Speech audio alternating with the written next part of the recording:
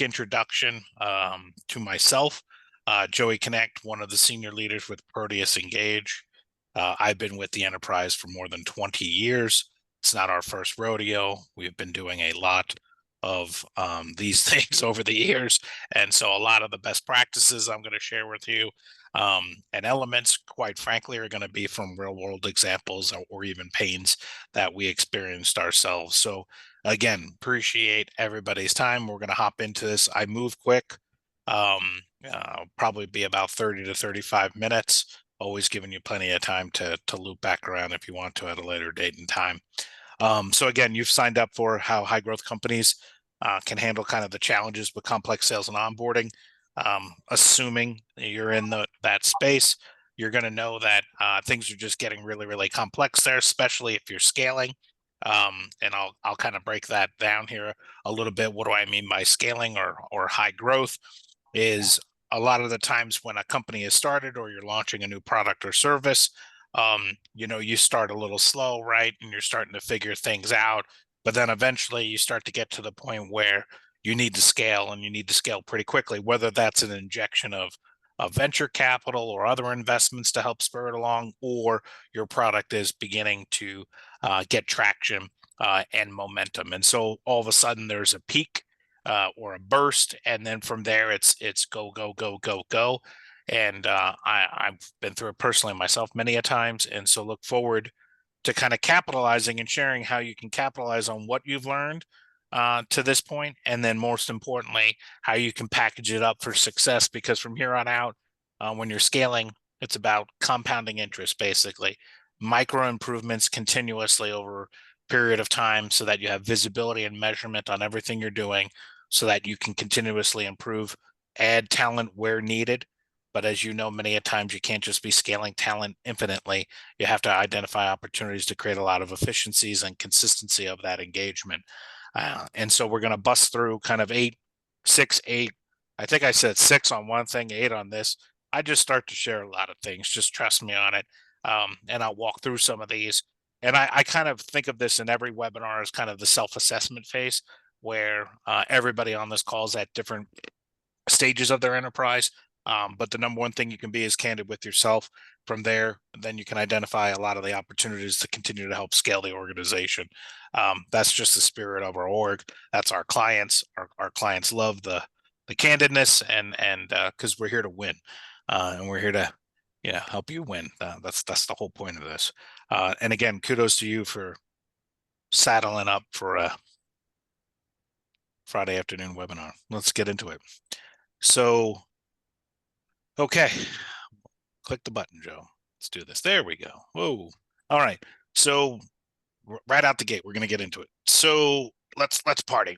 So 8 contributors to scaling and your challenge, right? So one, I assume on this call you're selling B2B. You can do B2C. We do have B2C clients in like plain sales and other very complex type of environments, but ultimately most of the time I'm referring to kind of B2B ecosystems here. So the first off is sales has just become very, very complex, no matter really, unless you're selling a $10 widget.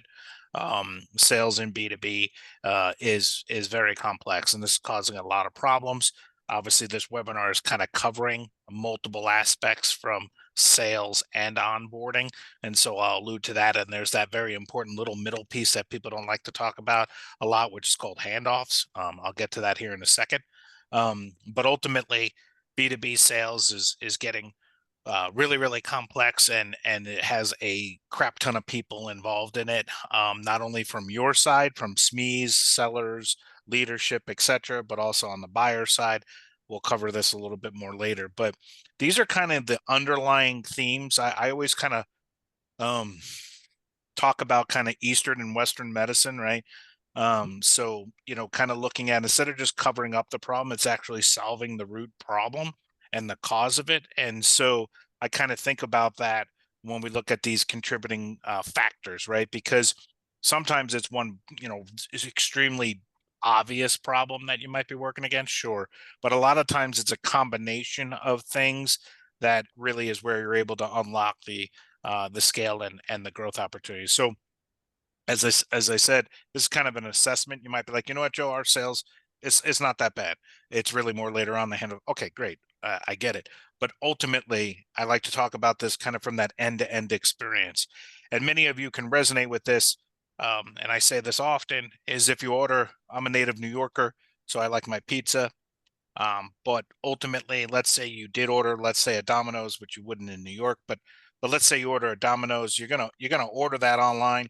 You're gonna see the end-to-end experience of that pizza purchase from the minute you paid for it, going into the oven, all the way tracking it to that little car getting to your house and you consuming it, right? So having visibility and consistency of the end-to-end process is really what we care about because that's where you get those efficiencies for scale and the ability to really move your organization forward, not only from securing and optimizing, obviously, the revenue generation initially, but it also heavily affects churn and cross sell opportunities. All right.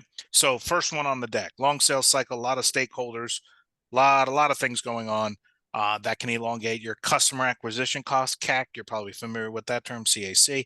Your CAC is going to be pretty high. So this is a big contributor to the overarching scaling problem, right? You as a leader also want to scale without losing personalization, right? So there's an element here in kind of all the relationships that you have that you want to be personal, you want to be kind of guiding them, making it feel bespoke, but then also you don't have the ability to necessarily put in that level of effort all the time. And as you're growing right now, and you're going to double, triple the amount of opportunities that you're working against and onboardings and basically scale the org, this is a red dot issue for you, right? This is going to be a major challenge for you.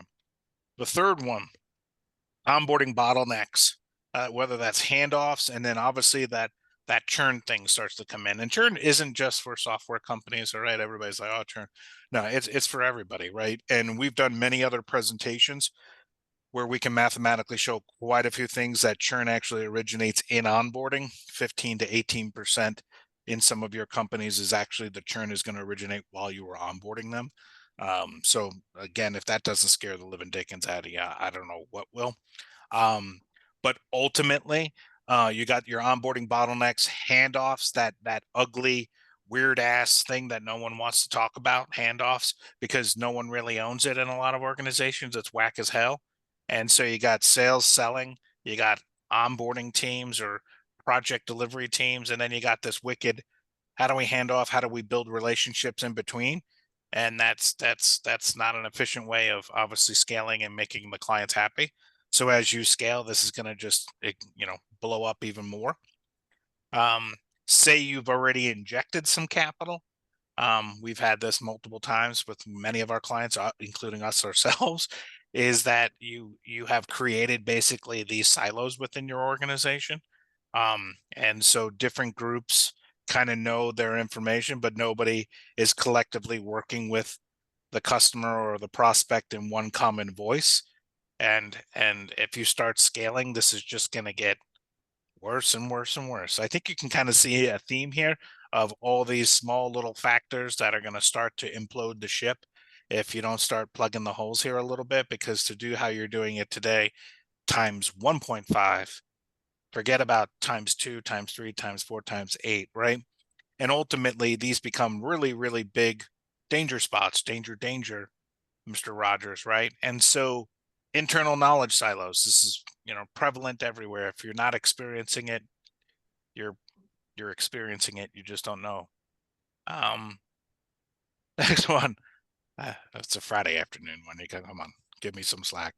All right, cross-sell and upsell execution. Okay, this one's a fun one because you're saying, Joe, what does this have to do with sales and onboarding? Well, that's a great question, and I think I have an answer. The answer is if you are a software company on this call today, or when you listen to this, or many other, even professional services clients of ours or delivery clients, um, times have changed quite a bit. I'm 48. I know. You were like, no way, 27 at best, based what I saw on the screen. But at 48, you used to sell deals in their complete entirety, meaning $1.5 million deal, get her done, let's launch it, sell it, get her live, where everybody's happy. Now, every single one of your clients wants to phase the launch, dip their toes in the water, do something very small and incremental to trust you, date you before we get married. Any analogies you want to throw in there, go ahead, do it. But why cross-sell and upsell execution is very critical is companies are becoming and services are becoming more productized, and clients only want to buy a little bit at a time. And so that means this cycle that we just talked about, where if it isn't optimized, exponentially grows because now you're having to do 3 or 4 different onboardings with that client or sales cycles with that client. And if it's already inefficient, it becomes 4 times inefficient, right? So you can see how the compounding effect can cripple organizations, and then your teams quit. Basically, that's what happens. Which brings me to number 6, which is managing rapid hiring and training. So again, kudos for the growth, kudos for the opportunities. Um, and now you have to figure out, how do we do this? And so many clients, when they come to us, they have some rudimentary processes in place. Maybe they're using Excel, maybe they're doing different things. But ultimately, they want a plug and play environment so that as they continue to add people and lose people, the average onboarding person is in tenure for less than 3 years, trends more towards 2, right? So you're going to have churn on your team. It's coming. You also need to add more members to your team. So that's coming. And so, how do you create a reproducible, visible environment to scale your organization? Really, really important things here to be thinking about. As you're forecasting you as a leader, these are very important considerations to not have the team blow up on you, plus meet the goals of what you're wanting to do. So, you need everything centralized, a repeatable process to execute against that. And a lot of people aren't thinking that way at the beginning. And then all of a sudden scaling comes and it gets even worse, right? So I'm just giving you some Johari windows of what people and clients who have come to us, they said, I wish I had known this, because this is saving me not only from an operational perspective and delivery perspective, but now I can plug and play team members much more aggressively. I know what's going on, and I'm hitting my goals for the org. Okay. Proving ROI to clients. Sometimes this comes as a shocker, but people are buying your services to get some sort of benefit. And we have noticed that many companies don't really address that after the client has purchased. The client purchases whatever your product, service, or project, whatever the hell it is, doesn't matter. But you need to be showing the value you have been creating for them.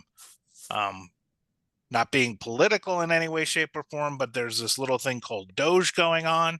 And the concept around that is are you providing value or not? If you're not, you're out. There's this thing called the economy. If you're providing value, you're in, you're out. Your product and or services fall into those categories. You must be proactively communicating the value that you are providing for clients and driving to clients. Okay. Just hands down, you got to figure out a system on how to do that, or you will be on the chopping block.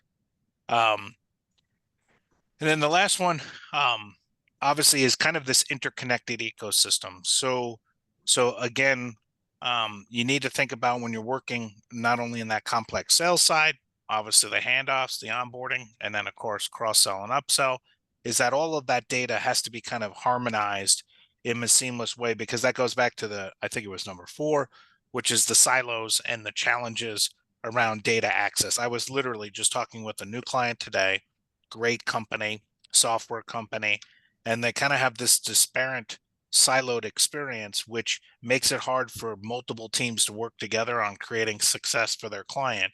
And that's obviously how they leverage our tool. And of course, we have integrations with CRMs and other platforms to harmonize that. But ultimately, it's about providing an optimized customer experience, right? That's what it's all about.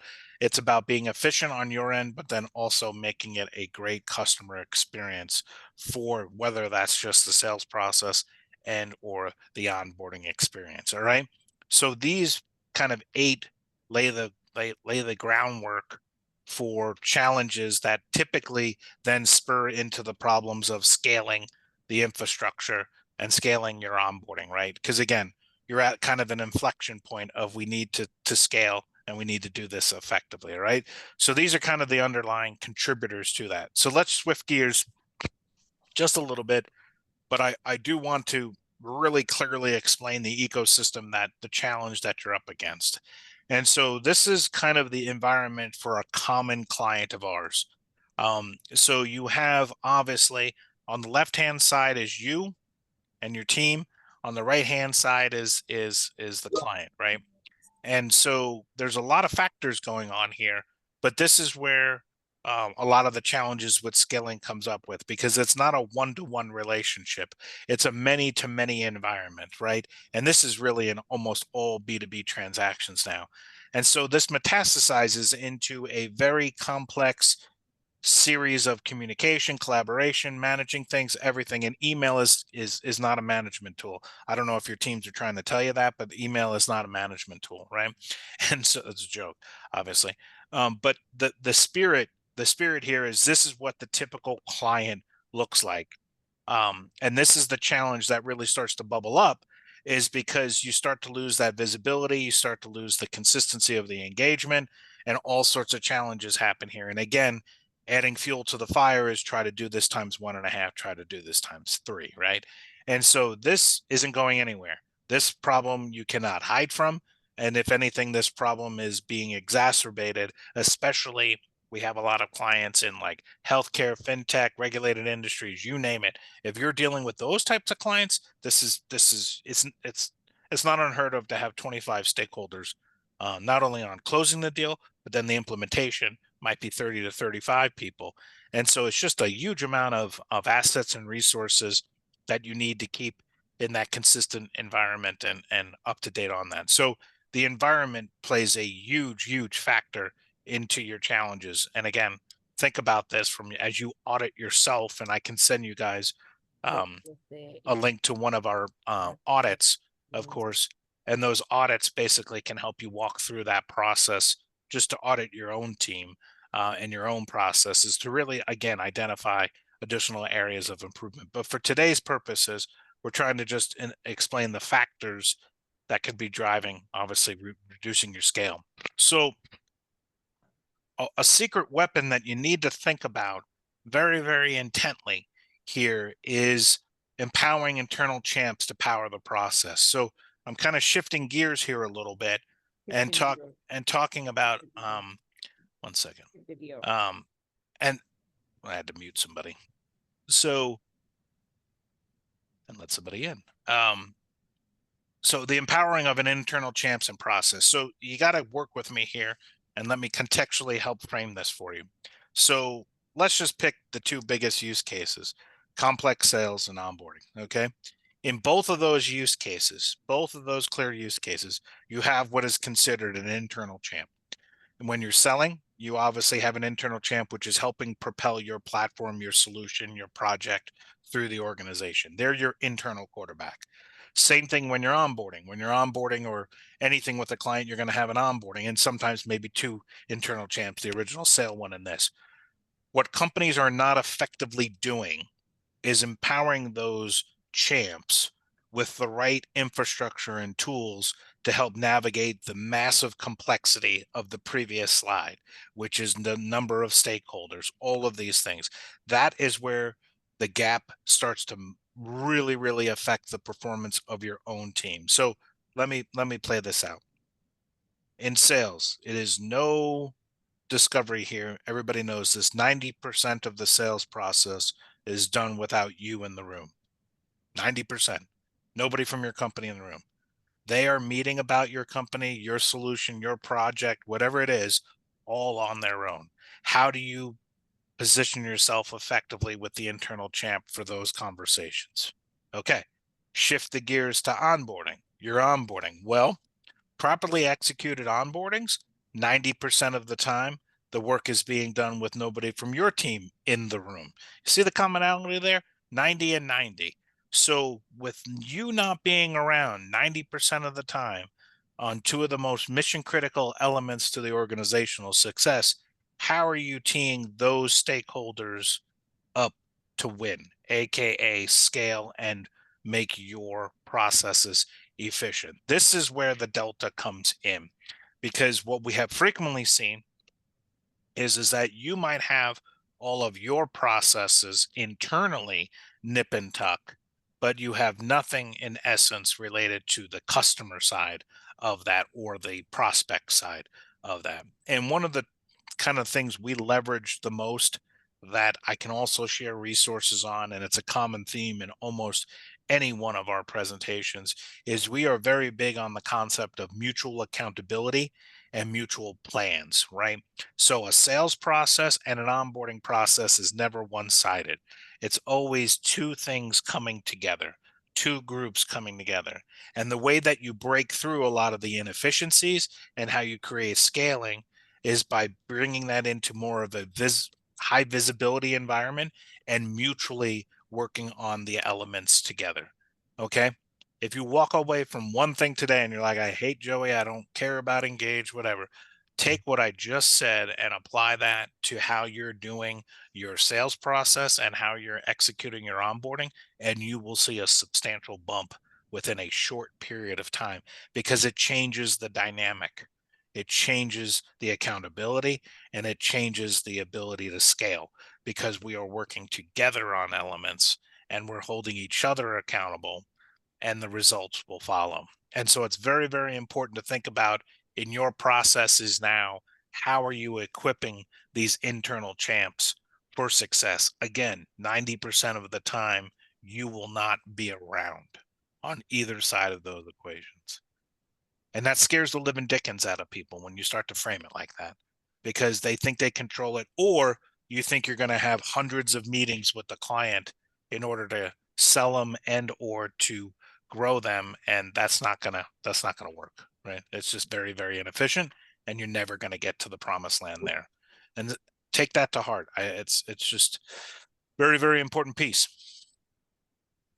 So how do you kind of create this ecosystem of that? And that's obviously why you're here today. And that's what we do for a living and have been very, very successful doing it, is we looked at what are the challenges of scaling, what are the challenges of communication and collaboration, and most importantly, how are you equipping the right people for success, whether it's on your side and the client side, both sides of the equation, right? And this is really, really critical. And so it will come down to this isn't a demo today, and we're not going to get into all the nooks and crannies here. And I'm going to show you some ideas just again to get the conversation and the mindset moving in the right direction. But ultimately, if you look at it from just these high level elements, one of the things we know that dramatically help with scaling is templating. Doesn't mean templating like everything's boilerplate. It can be templated by product interest or even persona type if you want to, but it all has to be delivered in a centralized environment. I don't even have to ask. I don't even know how many 40 some odd people on this. You all have Netflix. I don't have to ask why. Is because you want everything on demand and you want it centralized and you want to consume it when you want to consume it. It's no brainer, right? Why would it be any different here? So when you're thinking about how to architect your environment for scalability, it's getting everything centralized. It's providing the right information and tools for the people to execute their job in a timely manner. And it's doing it in a mutual way, right? It's you can't push people to do stuff. That's how you get nothing done, actually. That's actually how things get longer, if whether it's a sales process and or an onboarding experience. So I want you to think about how to create this environment for yourself. Clearly would love to help you, but again, like everybody knows what's going on, right? Make sure you're doing these elements to drive that. So the other thing is what is frequently a major ball dropper is to effectively, I would argue, and I see it play out every day, to effectively sell and to effectively onboard, you need to be sharing and collaborating on lots of data and information to build that business case. Many of you might have SMEs in your organization, subject matter experts, right? How do you qualify a client? How do you get enough data and information from them to align the right business case and solution set? This is still on the sales side. And then obviously when it gets into onboarding, there's a tremendous amount of data communication and collaboration that has to happen. And you need to do that in a very efficient and seamless way for both parties, right? Again, for scale, it has to be like this. And you ask yourself, why? Why is it bad that when we're onboarding a new client, they just append 6 Excel spreadsheets to an email?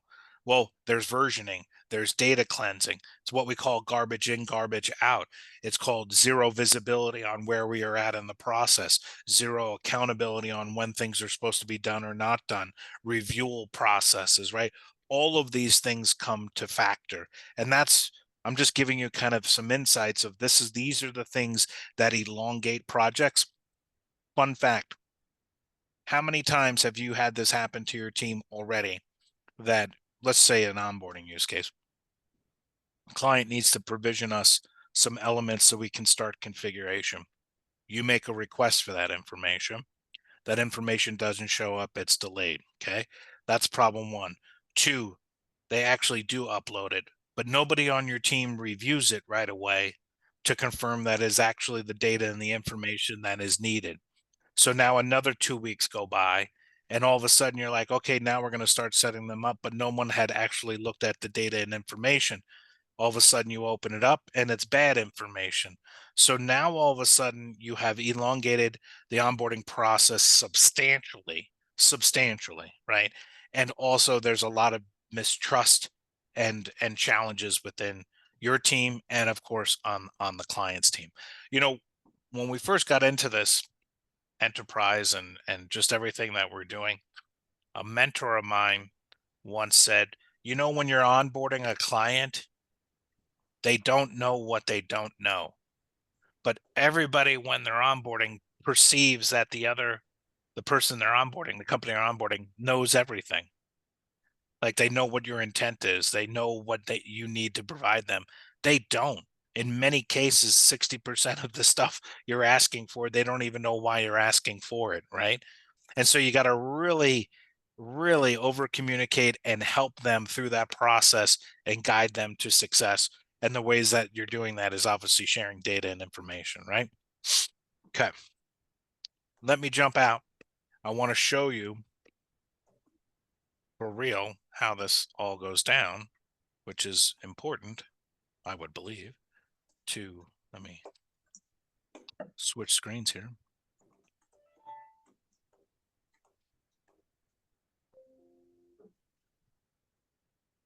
All right. So I put together, this is just a sample one, but a lot of clients, again, we help with a lot of things. Complex sales, handoffs, onboarding, client success, like cross-selling and all that jazz. But just for example here, this is a client facing and internal facing. The tool works both ways, can be for internal operations and of course mutual with customers. So this is what we call a workspace. And within this workspace environment, it not only has your team members, which are down here, this is all the customers' team members here, and they all operate inside this centralized environment. And this is a secure ecosystem. They can click into this to get by links or to log in. There's many different ways of deploying. That's not to worry about today. What I want to showcase and make sure you understand again for your own growth matrix is from a scaling perspective. What we look at is we deconstruct each of the mission critical phases of, let's just use the sales and the onboarding experiences here. This one here is just a simple, but it just helps you bring to life a mutual plan when you're doing project discovery or sales discovery. These are a mutual plan. Think of it as like a checklist on steroids, basically all sorts of communication and collaboration, file sharing, videos, all sorts of stuff. It's not a demo here today. The point around all this is by having all of the key stakeholders in a centralized environment, templating much of the experience, and of course you can bespoke a little bit. You can measure, monitor, and guide the processes you need to make the whether in this case it's sales or other processes more efficient. Okay.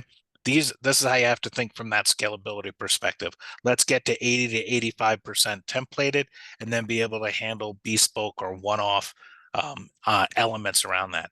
The other big part of this is not only for communication and collaboration between your team and the customer.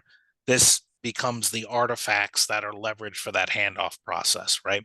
And this makes handoff that much more streamlined. Of course, all of this information in our case is going back to Salesforce, HubSpot, other CRMs. It's all synced. So everybody's fully aware as to what's going on within the ecosystem itself. And this is just a sales, obviously, use case of this. We also clearly do a tremendous amount of onboarding experiences, which again, as you might guess, is these onboarding experiences can be very, very complex, but also guiding the customer through all of the different data strategies, what they need to send, all of the processing of guiding customers effectively from obviously the handoff all the way through to the ecosystem of cross-selling. And so we do this in a centralized environment like this, and then wrapped around this, we do experiences, which is we like to summarize as for every one thing you do, the system does 10 plus. So follow-ups, guiding people, uh, triggering event, all sorts of data optimized experiences based on what they're doing, what they're not doing, to make sure things are on time and task, and providing you the greatest opportunity to keep this on point, obviously, but then also has everybody inside this ecosystem, so there's complete visibility as to what's going on with whether it's a sales process, an onboarding process, you name it. So very, very robust infrastructure to handle all these different kinds of things. Of course, sharing resources, all your demo videos, of course, anything like that is all done through the platform. Of course, again, time and place for walking you through. But what I'm getting at here is that where we see the success happens from a scaling enterprises perspective is taking the disparate processes that you currently have, whether that's for that complex sale or the handoff or the onboarding, systematizing that, setting that up inside the platform, and then creating the appropriate templates and experiences around that, and then deploying that out, obviously, with your teams. Um, we see most of our clients hover around 40% more efficiency for your team, the onboarding team or sales team, related to this, and vast increases in customer satisfaction and quality, shaving off days and days and days from the onboarding process all the way through, because you now have consistency and visibility as to everything that's going on, because it's now structured to be measured to then create that visibility to make sure that you're on point for all of the activities you're doing. And again, a lot of clients come to us, whether they're just doing this via email, an Excel spreadsheet, or literally they're like, we don't really have an onboarding process. It's kind of ad hoc now. We help kind of coach them to obviously a more scalable and repeatable process to make that the reality for them. So I always like to kind of I say stuff like this a lot. There's the Kia, the Camry, and the Cadillac of solutions, right? What I try to encourage you to do is to start with the Kia, then move to the Camry, and then you can get to the Cadillac. And they're all great cars, don't get me wrong. But a lot of times there's some intimidation when you're scaling, or you're like, I don't have enough time to do this. What we try to do is start with the simple stuff and the kind of the red dot items, and then start to continuously expand these features and experiences out over time. And so I hope I've given you a couple of insights and nuggets. I appreciate the time, and we'll see you at the next one.